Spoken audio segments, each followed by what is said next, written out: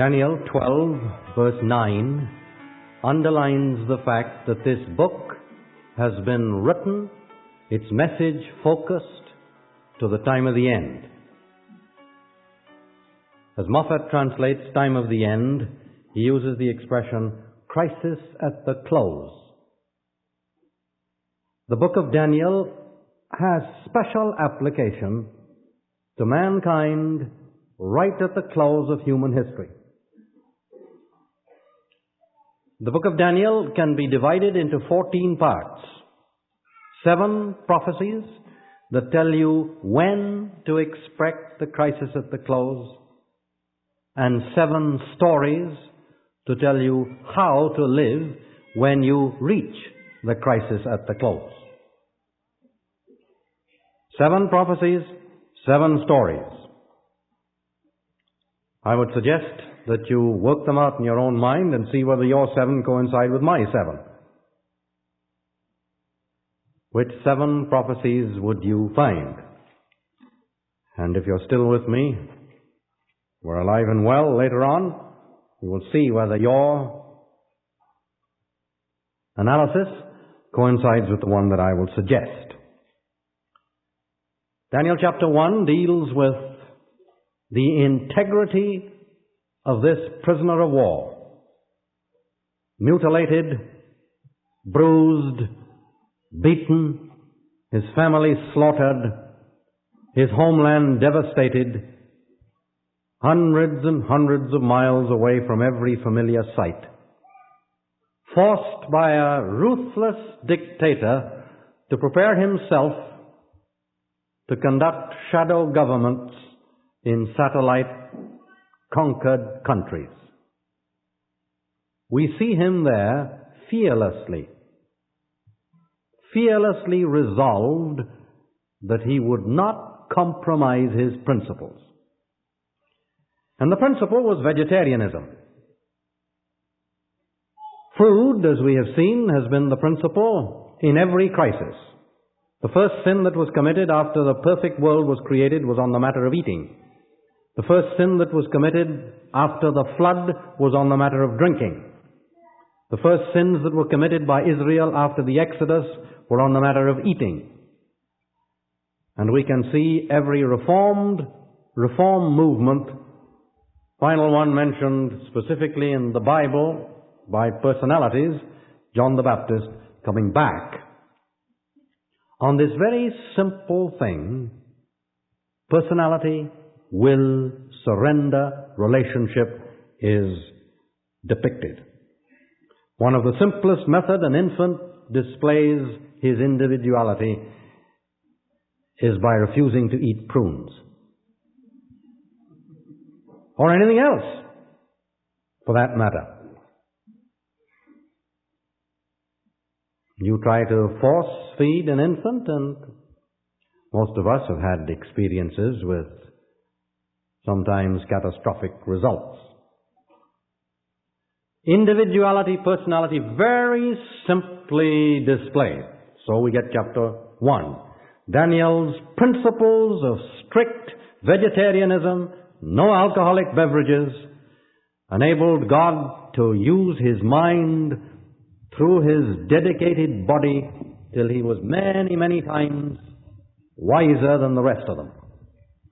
In chapter 2, almost 2/3 of the chapter, we followed the fortunes of the wisest men of Babylon that displayed their utter futility. They could not tell you what happened the night before in the nightmare of their king with a sword across the back of their necks or a noose round their throats.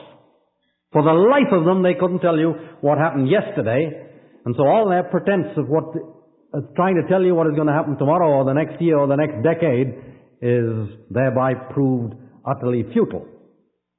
Daniel, again, simply prays. And as you study the book of Daniel, I would suggest that you concentrate on the effect of prayer. Over and over and over and over again, prayer is brought to our notice. And remember, Daniel is written for the crisis at the close. As a result of prayer and dedication, Daniel gained a perspective that enabled him to understand yesterday, today, and tomorrow. And as he expounded to the king that nightmare that he saw, the history of man was condensed in the image of a multi-metal man. Head of gold, Babylon; breast and arms of silver, Medo-Persia; the belly and the thighs of brass, Grecia; the legs of iron, Rome; the raveling out of the human body in the 10 toes, the raveling out of the Roman Empire into the concrete age, iron mixed with miry clay. Then a stone broke the hole, striking it at the feet, indicating it comes at the end. And then the miry clay and the iron and the brass and the silver and the gold became chaff. The figure is turned. The chaff is the residuum, the useless part of a harvest. The harvest is the end of the world, and the stone, which is the rock of ages, the head of the corner, the foundation, became a kingdom and filled the whole earth. Now we come to chapter 3. Nebuchadnezzar made an image all of gold. Now he was not satisfied to be the head of gold. He says there's going to be no inferior kingdom come after me. Nor after it, nor after it, nor after it. The whole is going to be gold. See, this is paralleling the Tower of Babel. God says, I am not going to destroy the world by a flood. And the people said, oh yeah, we don't believe it. We've got our own insurance policy. We're going to build a skyscraper and we'll be able to look down at the flood if it ever comes again. Disbelief of God, defiance of His will, their personal insurance policy. They were going to do it themselves. Nebuchadnezzar says, the whole image is going to be gold. Babylon is going all the way through. Whose height was 60 cubits and breadth 6 cubits. 60 is 60. And the breadth is 6. Now if you look at a man standing up, what is the proportion of my breadth with my height? Now this says 6 to 60. 1/10. Now I think you'll have to agree that the skinniest man you ever saw didn't have a proportion of breadth to height of 1 to 10. That would be skinny for a beanpole. Now I have seen some modern art, I would put it in italics in quotes, where the sculptor has done that.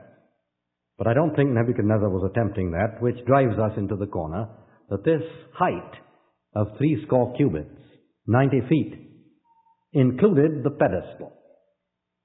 The width was 6, and if you say a man's width is just a little less than a third of his height, then you can get some idea of the height of the golden image. The 6 cubits was 9. It was probably 30 feet high on a pedestal that was 60 feet high. And so there's the image of a man, a 30-footer, on a pedestal that's 60 feet high, making a total 90 feet, 9 feet wide. A huge, colossal image, all covered with gold leaf. Now it says the whole image was gold, but there's not that much gold ever been mined, to my knowledge, since they started to mine gold to get into that kind of figure. So just like the furniture that speaks of the golden altar and the golden table, they were gold leafed, gold glued onto the surface. So this image was all of gold on a very high pedestal at the top of the head, 90 feet away. And he put it up in the plain of Dura in the province of Babylon. I don't know whether it's ever possible to pinpoint exactly where it was set up, but all the country around Babylon is as flat as a plate.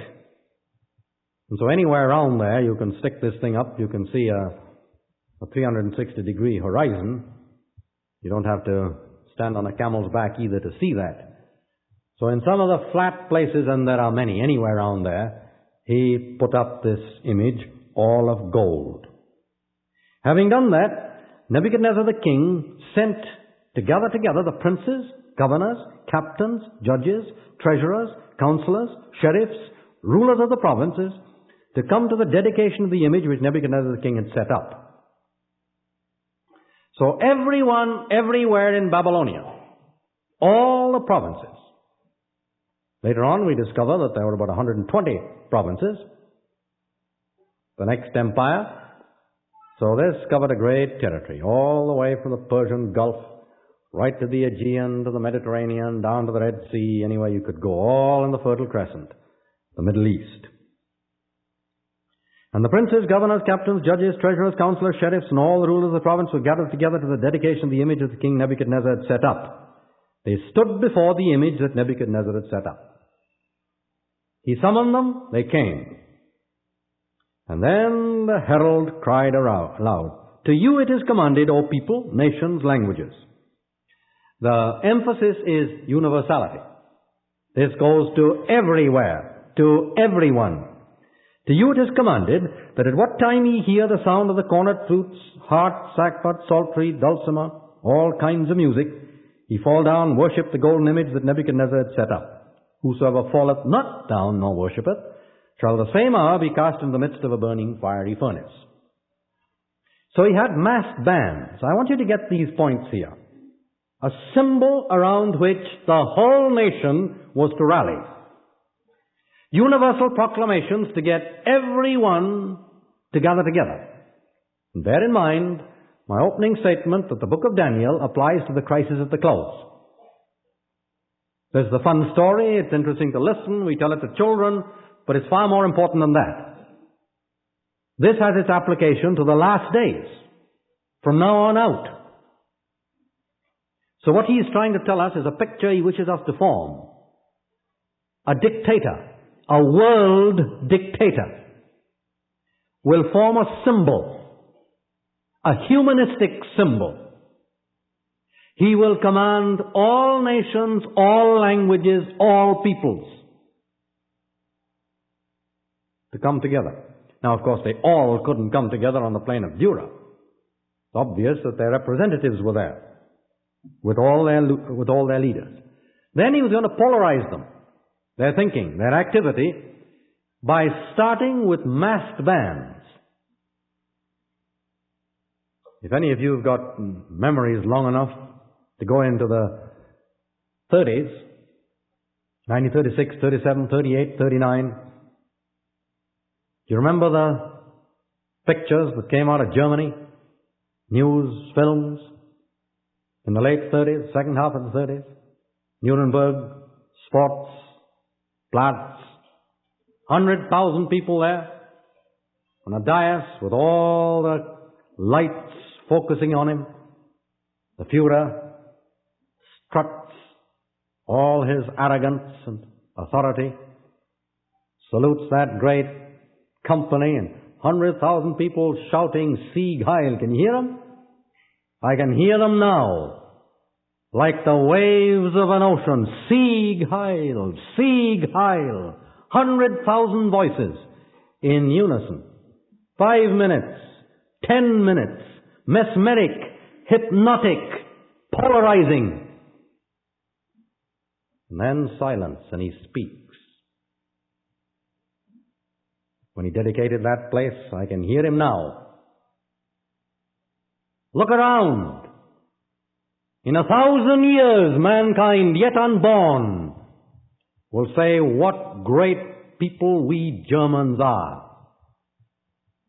That's why, of course, Nuremberg was chosen as the place for the war crimes trials. Here we see massed bands. And when the mass bands sound, everyone will worship. Worship an image. Worship an image to Babylon. All of gold. All the world.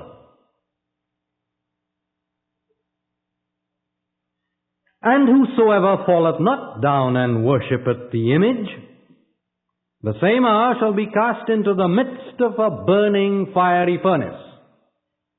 Death decree attached to the worship of the image to Babylon. Therefore, at that time, when all the people heard the sound of the cornet, the flute, the harp, the sackbut, the psaltery, and all kinds of music, that'd be fun to take the names of these musical instruments. I don't know whether you are aware of the fact, but one of the major criticisms against the validity of the book of Daniel is that these musical instruments weren't in existence when Nebuchadnezzar is supposed to have been here. Of course, that's rubbish, but that's one of the suggestions.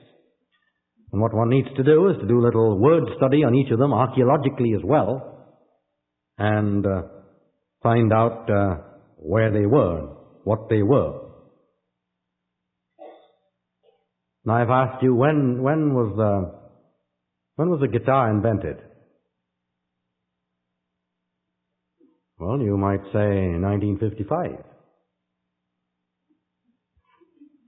Of course, that wouldn't be so. Yamahas may have been, but there were guitars before that. Well, how far back can you go from guitar? What is guitar? Well, some people call it a zither. What is zither? Well, you might call it chitar. If you don't like chitar, you might say it plainly, chitara. And if you wanted to stop and say it, you would say it was chaitara. Any of you understand what I'm saying by chaitara? No one here. Mr. Harris is not here. He should be able to translate it. Che is 6. 1, 2, 3, 4, 5, che. 6. And tara is wire.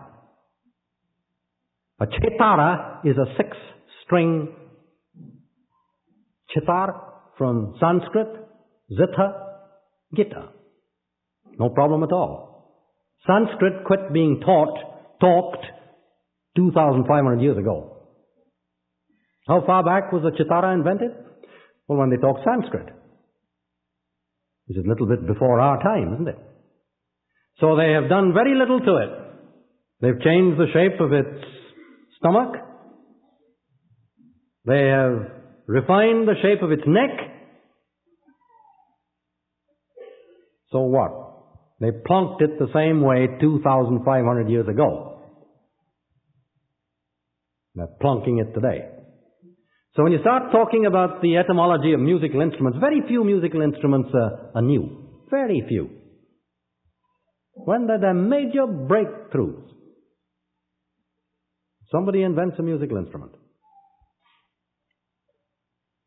And so these musical instruments, if you do some study, there's no problem attached to them. But I don't plan today to try to go into them. They were known for thousands of years. Therefore, at what time, when the people heard the sound of the cornet, the flute, the harp, the sackbut, the psaltery, and all kinds of music, all the people, the nations, and the languages. See, all the people, the nations, the language. Universal. On one side, the everlasting gospel goes to all nations, tongues, and people. On the other hand, the image to Babylon goes to all nations, tongues, and people.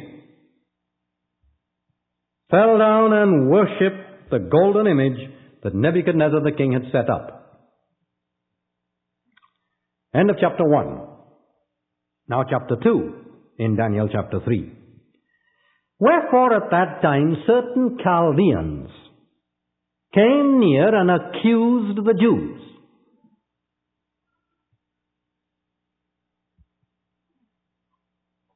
The Jews represent God's people. Of all the nations on the face of the earth in Daniel's time, the Jews were God's people. They were the called of God. They were the ecclesia of God. They had been called out of Babylon. They had been called out of Egypt. They made mistakes, but so what? May I see the hands of all those who have never made a mistake? But they were still God's people. Now they are accused. See, there's an image to Babylon. There's a universal call to worship that image. There's a polarization of all thinking to bow down in adoration to that image. And there's a death decree forcing the worship to the image of Babylon. And there are Jews. Came near and accused the Jews, and spake and said to the king Nebuchadnezzar, O king, live forever. That's what he was trying to do. Golden image.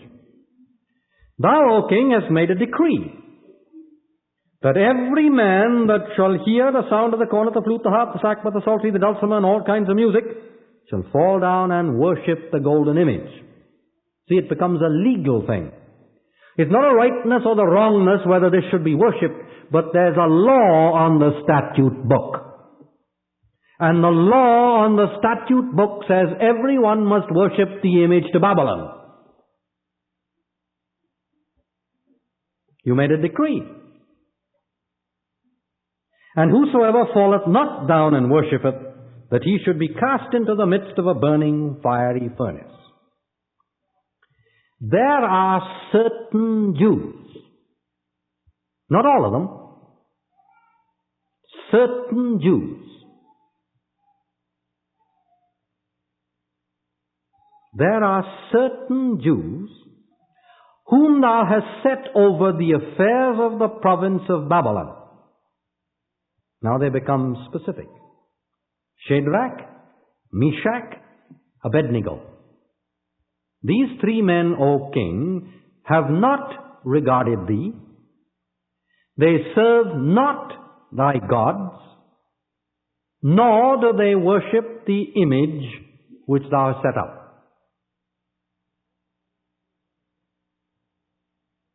The book of Daniel has been written for the crisis at the close. If we didn't have anything else in the Bible, Daniel chapter 3 tells us there's going to be an image to Babylon. That all the world is going to be commanded to worship the image to Babylon. That a death decree is going to be made, slaying all those who do not worship the image to Babylon. And that then there will be certain accusations made against certain of God's people who maintain their integrity and refuse to worship the golden image. And they are accused of not regarding thee. What does that mean? They are disloyal. They are treasonous. They are traitorous.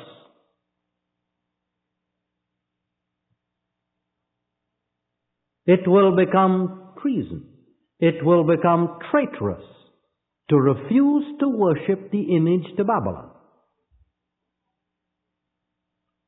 They do not serve thy gods. They worship differently.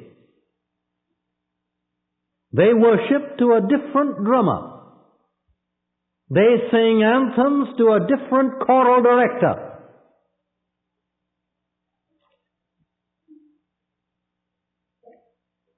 And specifically, they refuse to worship the image to Babylon.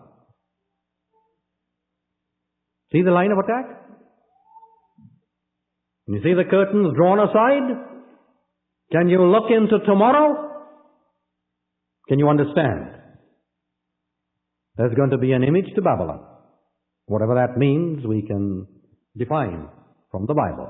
There's going to be an image to Babylon. A gleaming golden image to Babylon. To a golden age and a golden head. All the world is going to bow down. All men are going to shout, Sieg Heil, or Hail, or whatever they say. And the burning fiery furnace is there for those who refuse. And certain will be accused. They don't regard the government. They're not interested in the king. They don't accept the behests of their rulers. They don't agree with law and order. They are breaking the statute requirement for this present time that is necessary to unite and polarize all mankind for the good of all mankind.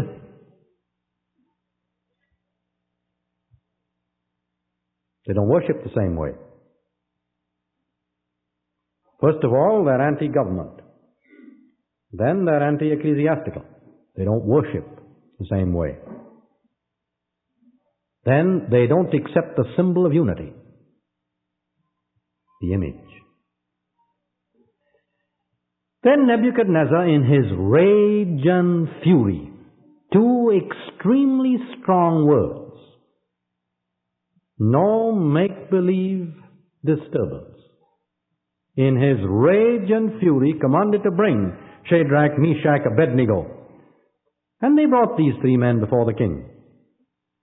And Nebuchadnezzar spake unto them, and said unto them, Is it true, O Shadrach, Meshach, and Abednego? Do not ye serve my gods, nor worship the golden image which I have set up? See, he looked right through it. This is a matter of worship. It's a worship of the image of Babylon, or it's a worship of God. Clear distinction. Don't you worship my gods? Now, if he be ready at what time he hear the sound of the cornet, the flute, the harp, the sackbut, the psaltery, and the dulcimer, all kinds of music, he fall down, worship the image which I have made? Well. But if he worship not, he shall be cast the same hour into the midst of a burning fiery furnace. Who is that God that will be able to deliver thee out of my hands? Now they've come face to face with the decision of their lives. On the one side is the fiery furnace, an apparent, certain death, if they worship the true God. On the other side, they can fit in with the mass of the population, fall down and worship them. Well, let's stop a moment there and look at this picture. Did they have to stand up when the rest fell down? Now, what could they have done? Well, I sometimes think if I had stood there, I could have said to myself, now, Les, you don't have to worship that image. Why don't you kneel down and worship God? Who'll know? Just get down with the rest of them. And you can think about God, and you can worship God, and you can honor Him, and do what He wants to do, what He wants you to do. But what witness would that have given to the people to the right and the left and the front and the back? When they knew Shadrach, Meshach, and Abednego worshiped the true God. They would have given a lie to their whole faith. They would have given a lie to the whole worship of God. They could not do it. And what is more, they did not do it. Integrity, unshakable loyalty are extremely valuable traits. They are displayed by Shadrach, Meshach, and Abednego in this wonderful word picture of the crisis at the close of history. Now, Nebuchadnezzar, as he dealt with them, gave them an option to change. If you want to worship, I'll give you another chance. Think it over. Now notice the response. Shadrach, Meshach, and Abednego answered and said unto the king, O Nebuchadnezzar, we are not careful to answer thee in this matter. Now what they are saying is, we do not need to exercise caution and care to give you an answer. We thought out the answer long ago. If it be so, our God whom we serve is able to deliver us from the fiery furnace. And He will deliver us out of thy hand, O king. But if not, be it known unto thee, O king, that we will not serve thy gods, nor worship the golden image which thou hast set up. Now that is a tremendous statement. Not only did Daniel purpose in his heart that he would not eat the meat or drink the alcoholic beverages. These three men had purposed in their hearts that they would not bow down to this image, nor would they serve the gods of Babylon. They had made up their minds before. So when they came for trial, they didn't have to rethink anything. We don't have to exercise care. We've thought it out. When the image of Babylon is made, and all the world is commanded to worship the image, have you made up your minds what you're going to do? By the grace of God? Have you given it a thought? These three men certainly had careful thought. They knew exactly what they were going to do and exactly what they were not going to do. They had decided that they were not going to pretend that they were worshipping the image, bow down, give the appearance that they were, when they were really worshipping the true God. They were going to let their colors show. And when brought before the judge who held in his hands their life and destiny, be it known to thee, O king, we will not bow down nor worship the golden image. Then was Nebuchadnezzar full of fury, and the form of his face changed against Shadrach, Meshach, and Abednego.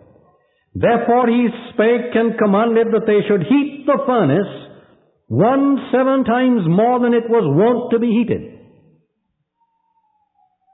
There was going to be a fiery furnace hotter than there ever had been a fiery furnace. A time of trouble worse than any time of trouble since world began. Beloved, think it not strange concerning the fiery trials that try you, as though some strange thing happened unto thee. This is not going to be an ordinary fiery trial. It's going to be 7 times any ordinary fiery trial. Most fiery trials are worse in anticipation and realization. But this fiery trial can never be imagined. It is 7 times hotter than there ever had been any fiery trial since fiery trials were invented. And he commanded the most mighty men, the men of strength, that were in his army. Notice this becomes a military campaign to exterminate those who refuse to worship the image of Babylon.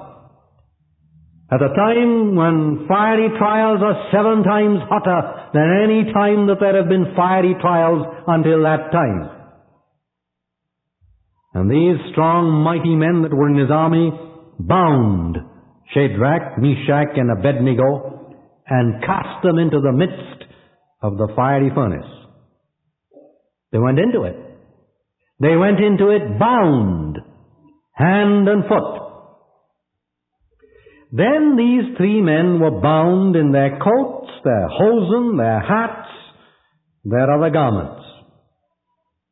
Hosen, by the way, is the plural of hose. It isn't hoses, it's hosen. So each of us has got a pair of hosen on. Only we don't call it hosen today. Isn't that a nice word? 1611, hosen. I'm sorry we've dropped it out. I'd like to be able to use it at other times than I'm talking about Daniel 3:21. So they had their coats, their hosen, their hats, their other garments. Notice, they are fully clothed. Fully clothed. The last description that is given of the saints of God is that they are fully clothed. Revelation 19. Granted that she might be arrayed in all her clothing. I want to underline this. The first time we see mankind after the fall, he is naked. When mankind gets under the control of the devil, he's naked. It takes the whole plan of salvation to clothe him. And the last thing that is done when the King of Kings returns is to look upon his people clothed, fully clothed. He has provided for them clothing. Coats, hosen, hats, garments, fully clothed.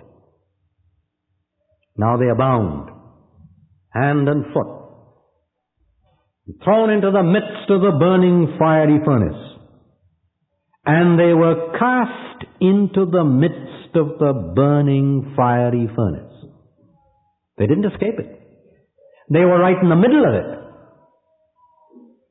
Right in the middle of it, with all the heat all the way around them.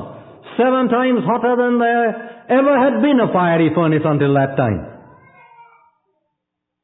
And these 3 men, having decided before what they were going to do about the image to Babylon, and about the death decree, and about the need to worship, were fully clothed, but bound, and thrown into the midst of the fiery furnace. Therefore, because the king's commandment was urgent, and the furnace exceedingly hot, the flame of the fire slew those men that took up Shadrach, Meshach, and Abednego. Get the picture? The executioners perished at this time of fiery trial, 7 times hotter than there ever had been a fiery trial. And these 3 men, Shadrach, Meshach, and Abednego, fell down bound into the midst of the burning fiery furnace. Fell down bound. Get the picture of that? No sin in falling down. None whatever. They fell down. They were bound. They were in the midst of the fiery furnace. Then Nebuchadnezzar the king was astonished. I like that word too. Today we'd say astonished. He was astonished. And rose up in haste and spake and said unto his counselors, Did we not cast 3 men bound into the midst of the fire? They answered, True, O king. He said, Lo, I see 4 men loose, walking in the midst of the fire. They have no hurt, and the form of the 4th is like the Son of God. How did he know? Oh, Daniel had already given him Bible studies. That's how he knew. When Daniel had gone in for his oral examination, he had used them for other purposes. When Daniel had talked to him about the nightmare that he had, middle of the night one night, and gave him a whole picture of the dream image, and told him about the stone that was the Son of God, that would come and strike the image and set up his kingdom. What does he look like? Daniel evidently knew. And now Nebuchadnezzar knew. The form of the 4th is like the Son of God. Now what had happened? The only part of those 3 men, Shadrach, Meshach, and Abednego, that were destroyed by this time of unparalleled trouble were the bonds that bound them to the earth. So let that by again. The only part of these 3 men that was consumed were the bonds that bound them to this earth. Now there comes floating into your mind that passage in great controversy that speaks of Jacob's trouble and its purpose to separate us from the last ties that tie us to this planet. So that was the trouble with Lot's wife. The harpoon string was still in Sodom. She had to turn back. The ties that tied her back to her homeland were not severed. She looked back. No man having put his hand or his whatever you want to the plow or to the journey and looking back is fit for the kingdom of heaven. There are fun things in life. There are interesting relationships. There are bonds that tie us to this earth. Somehow God has got us to leave this earth without a regret. The last ties that bind us to this earth are destroyed by the time of trouble, greater than any time of trouble before it. The time of Jacob's trouble. Sometime I'd like to go through Jeremiah, like we're going through Daniel, and we'll focus there on Jacob's trouble. Jeremiah is the one that explains it. It didn't affect these men's clothes. Their cloaks and their hosen and their hats and their outer garments unscathed. That robe that the saint wears to move into the time of unparalleled trouble will be untouched. Untouched. Notice what we are told in verse 27. Not a hair of their head had singed, neither were their coats changed, nor the smell of fire had passed on them. Can you read the sign language of the Bible? Not a hair singed. No heat stains. No smell of burning on those robes of fine linen, clean and white, woven in the loom of heaven, in which there is no thread of human devising.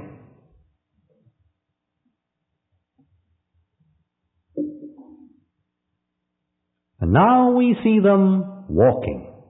Their bonds are gone. They are masters of the situation. The flames rage around them, beautiful and dancing and changed, and they are unaffected. And what is more, Jesus appears in their midst.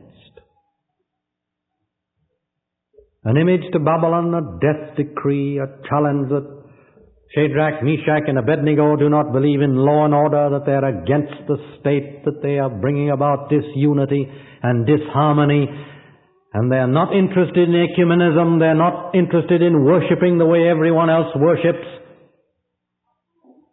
and they are not ready to bow the knee. And the furnace fire is increased, and it's stoked, and its fury is enhanced, till the time of fiery furnace is worse than there ever was. These three men, fully clad, trusting in Him who called them, abound only in a moment to allow the bonds to disappear as ropes of straw. They are free at last, untied to the world, with not the finest silken cord binding them to anything of the earth. Now they are ready to see Jesus. And Jesus appears in the midst of the time of trouble, such as never was since there was a time of trouble. He appears in the midst of the fiery furnace, heated 7 times hotter than any fiery furnace before it. And the form of the fourth is like the Son of God. Did we not see 3 bound? Now there are 4 walking, untouched. Then Nebuchadnezzar came to the mouth of the burning fiery furnace and spake and said, Shadrach, Meshach, and Abednego, servants of the Most High God, come forth, come hither. Most High God, El Elyon. Wonderful combination. Wonderful revelation. The names of God in the Bible are like stained glass windows through which we can look and see colors, splendid colors, otherwise not discernible. Do you remember when El Elyon, Most High God, first appeared in the sacred story? And there met him Melchizedek. Melchizedek, king of Salem, priest of El Elyon, Most High God.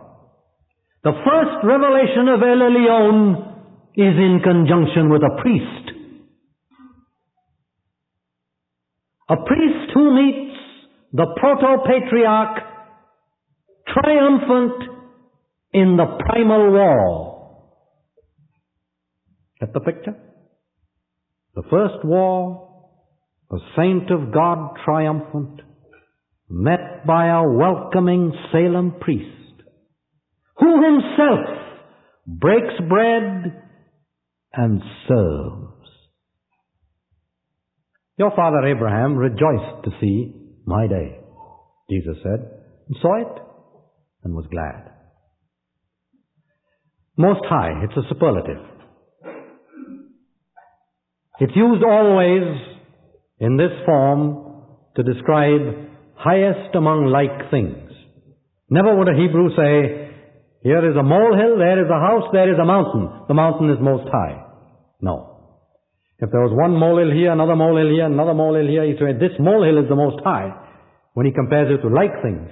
There's a house here, a house here, and a house here. This one is the most high house among these. There's a mountain here, and a mountain here, and a mountain there. That mountain is the most high mountain. There was a baker with a basket here, and a basket here, and a basket here, and a most high basket that the birds of the air took the buns from. Remember the story of Joseph and the baker? The most high basket? El Elyon, the most high God, the highest among like. Are there any other gods that he's the highest among them? Yes. You. And I. He's not ashamed to call us brethren. He doesn't mind sharing with us the divine nature. Beloved, it doth not yet appear what we shall be, but we know that when he shall appear, we shall be like him. He's bone of his bone and flesh of his flesh. He will grant that we will sit with him on his throne, even as he is overcame and was set down by his Father on his throne. Jesus will put his arms around the human family. Brothers and sisters, members of the divine royal family, and he himself head and shoulders higher. El Elyon. The only way this becomes possible is through the incarnation. For as much then as children are partakers of flesh and blood, he himself also took part of the same, that he might be a faithful high priest. Melchizedek, the priest of El Elyon. The secret of the Most High is the treasured revelation of the incarnation. The incarnation. That God should come and assume humanity. Gather into his nature forever humanity. And gather to his heart and to his Father's home all of humanity who want to go, who love him enough. Servants of El Elyon. He had seen there the form of the fourth like a son of the gods who had assumed humanity. He knew. He was a good student. Daniel had expounded to him. Now he could see. He could recognize. Shadrach, Meshach, and Abednego, ye servants of El Elyon, come forth. Come hither. Shadrach, Meshach, and Abednego came forth. The midst of the fire. The princes, the governors, the captains, the king's counselors being gathered together. I can imagine them clustering round them, saw these men, upon whose bodies the fire had no power, nor was a hair of their head singed, neither were their coats changed, nor the smell of fire had passed upon them. Then Nebuchadnezzar spake and said, Blessed be the God of Shadrach, Meshach, and Abednego, who had sent his angel and delivered his servants that trusted in him, have changed the king's word and yielded their bodies, that they might not serve nor worship any god except their own God. These things have been written for our admonition, upon whom the ends of the world are come. This story will meet its fulfillment, its consummation, in the crisis at the close. This story will be enacted this way in the last days. Revelation chapter 13 describes the image to Babylon. Revelation 13 tells us that the worship of the image to Babylon will be enforced by a death decree that will be preceded by economic sanctions. What is Babylon? Hold your finger here and turn back to the book of Genesis. Lord first mentioned Genesis chapter 10.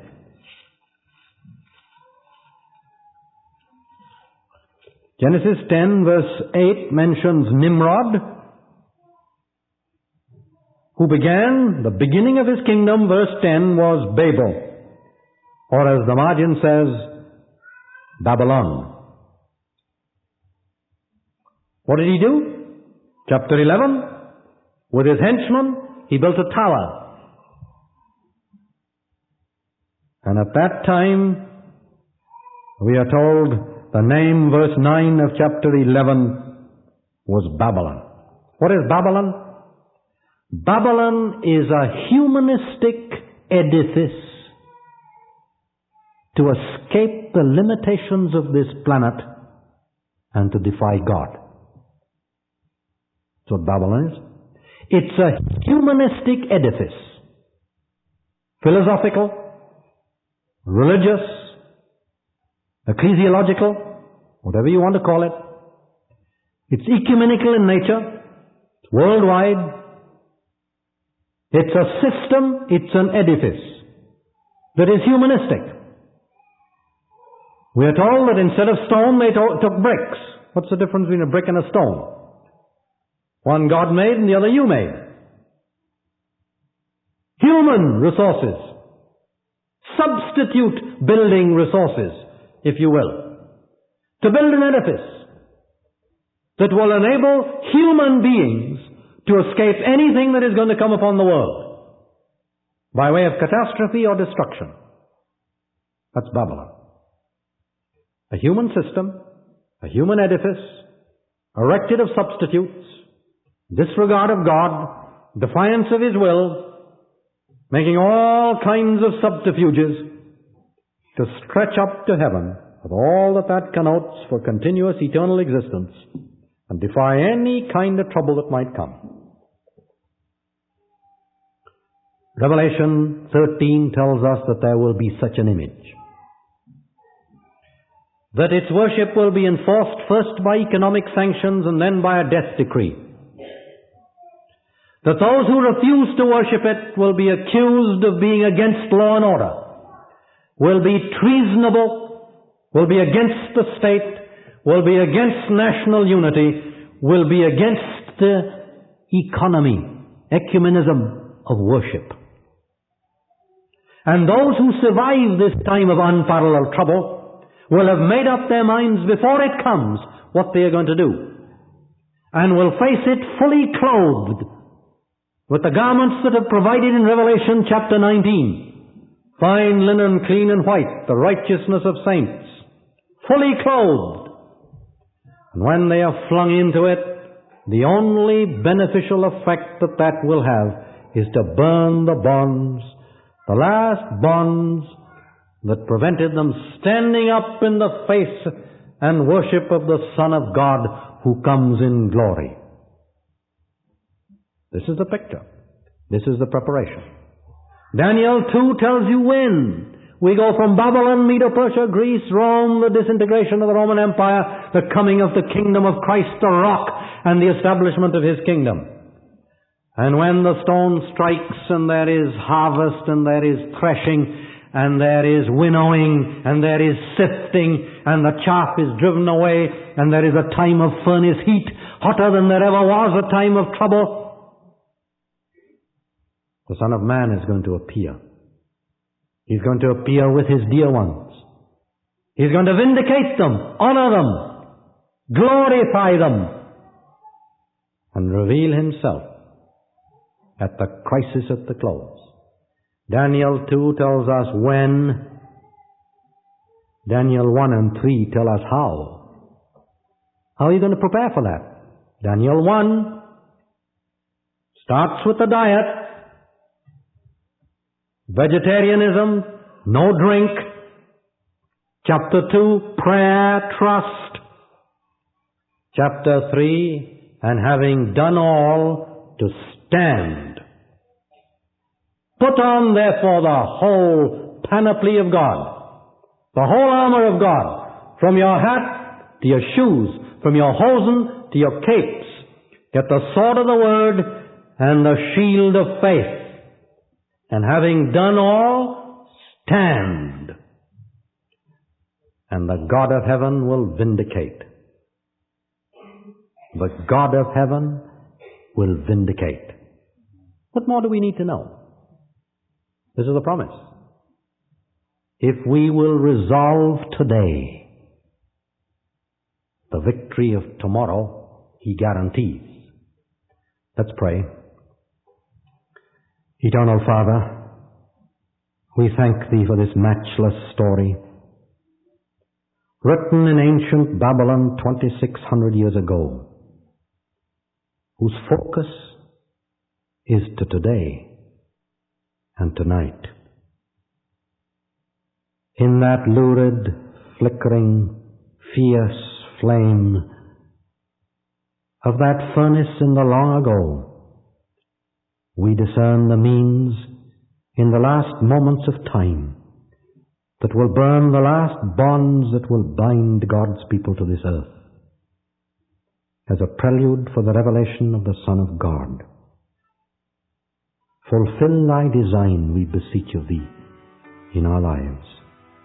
We love Thee, we serve Thee, and give ourselves to Thee tonight, body, soul, and spirit, through Jesus Christ our Lord. Amen. This has been another classic sermon from the archive of American Christian Ministries. This recording has been digitally reprocessed from the original audio cassette or reel-to-reel in order to make this CD available. The audio quality was improved as much as possible. International copyright, American Christian Ministries. All rights reserved. To order a copy of this or other presentations, or for a free catalog, please call toll-free 800-233-4450. International calls dial 717-652-7000. You may also order from our secure website at www.americanchristianministries.org. There you will discover the largest selection of authentic Adventist preaching available. You can trust ACM. There is no compromise here. If American Christian Ministries has been a blessing to you, why not take a moment just now and send us a note or an email with your testimony? We'll share it with our speakers and volunteer workers to encourage them. Your prayers and continued financial support are very important to ensure the continuation of this ministry as we help prepare America and the world to meet Jesus Christ. He's coming soon.